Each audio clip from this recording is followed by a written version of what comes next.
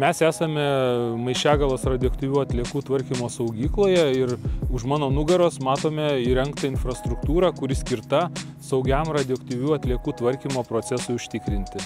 Šis projektas unikalus tuo, kad Lietuva pirmoji pasaulyje sutvarkys iš tokio tipo saugyklų esančias radioaktyviasias atliekas pagal naujausius ir moderniausius tarptautinius ir nacionalinius saugos reikalavimus. Saugiam radioaktyvių atliekų išėmimui užtikrinti infrastruktūra apima ne tik įrangą, bet ir priemonės, kurios yra skirtos galimoms neigiamoms pasekmėms sušvelninti, jeigu tokios įvyktų.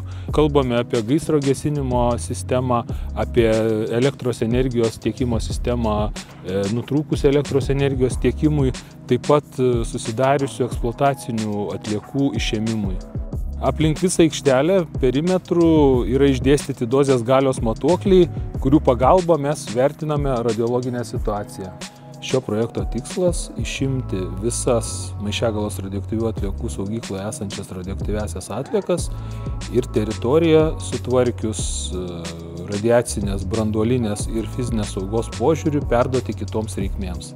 Mes esame pagrindinėje Maišiagalos radioaktyvių atliekų saugyklos vietoje.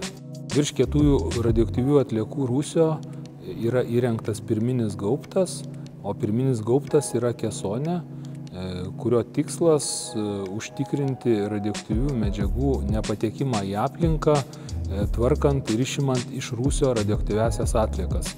Bendras rūsio tūris yra virš 200 kubinių metrų, iš jų yra apie 114 kubinių metrų užpildyta radioaktyviosiomis atliekomis, likusioji dalis radioaktyviosiomis medžiagomis, potencialiai užterštas gruntas ir betonas. Radioaktyvių atliekų išėmimo operacijos galės būti atliekamos dvejopai. Tiek žmonių pagalba, jeigu bus palanki radiologinė situacija, jeigu radiologinė situacija mažiau palanki, modernė nuotolinio valdymo įranga. Projekto vykdytojas Ignalinos atominė elektrinė yra visiškai pasiruošusi saugiai pervežti išimtas radioaktyviasias atliekas. Galutinis projekto tikslas – aikštelę perduoti kitoms reikmėms, panaikinus branduolinės energetikos objekto statusą.